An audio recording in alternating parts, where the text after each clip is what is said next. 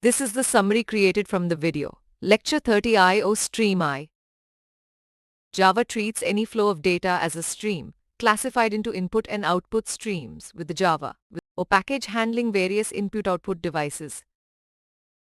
Input stream classes in Java handle reading data from sources like memory files and pipes, reading data as bytes and offering methods for operations like reading, closing, and positioning.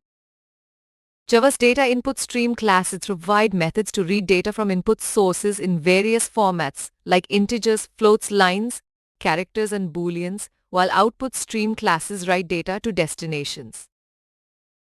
Java distinguishes between byte stream classes, which handle data as raw bytes, and character stream classes, which handle data as characters, with reader and writer classes functioning similarly to input stream and output stream, but for characters. Reader classes read characters from sources like files, strings, and pipes, while writer classes write characters to destinations, with both character and byte stream classes capable of performing input and output operations. Buffers are used to temporarily store data before processing, with buffered reader and buffered input stream classes providing methods to access and operate on buffered data. The examples demonstrate writing to files using character stream classes like FileWriter and byte stream classes like FileOutputStream, with different methods for performing specific tasks.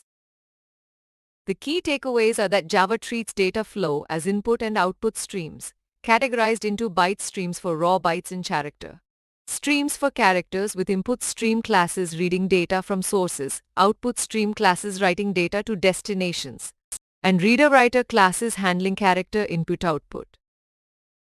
Java's input-output stream concept, including byte streams, character streams, formatted input-output using data-input stream and data-output stream, buffering, and examples of using stream classes for file operations, has been covered, setting the stage for more detailed discussions in the next module. Please stay tuned for more summary videos.